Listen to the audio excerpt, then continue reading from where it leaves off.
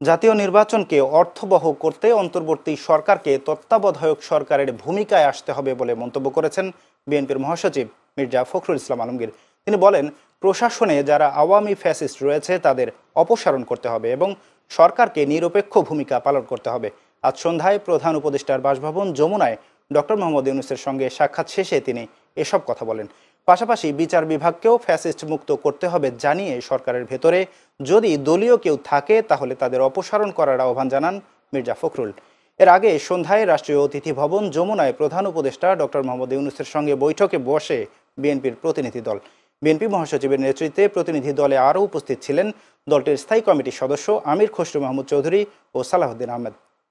এই মুহূর্ত থেকে যেটা প্রয়োজন হচ্ছে অন্তর্বর্তীকালীন সরকারকে এখন কেয়ারটেকার গভর্নমেন্টের আদলে নিতে হবে। অর্থাৎ কেয়ারটেকার গভর্নমেন্টের বলতে আমরা যা বুঝাই, অর্থাৎ তত্ত্বাবধায়ক সরকার, সেই ভূমিকায় তাদেরকে যেতে হবে। ও সেই জন্য প্রথমেই যে বিষয়টির প্রয়োজন হবে তা হচ্ছে প্রশাসনকে পুরোপুরিভাবে নিরপেক্ষ একটা ধারণা জনগণের মধ্যে তৈরি করতে হবে। বিশেষ করে সেক্রেটারিয়েটে যারা এখনও আছেন, যাদেরকে চিহ্নিত ফ্যাসিস্টদের দোসর বলা হয়, তাদেরকে সরিয়ে সেখানে নিরপেক্ষ কর্মকর্তা দেওয়ার জন্য আমরা বলেছি যে প্রশাসনেও, জেলা প্রশাসন বিশেষ করে, সেখানেও একইভাবে ব্যবস্থা গ্রহণ করতে হবে।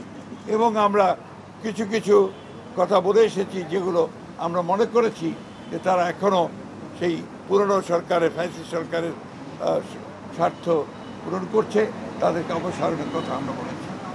আমরা সেই সঙ্গে পুলিশের নিয়োগের ক্ষেত্রে বিশেষ করে যে সমস্ত আপনার নতুন করে নিয়োগ দেওয়া হবে বা আপনার পদোন্নতি দেওয়া হবে, সেই ক্ষেত্রে একদম নিরপেক্ষ অবস্থা নেওয়ার কথা আমরা বলে এসেছি।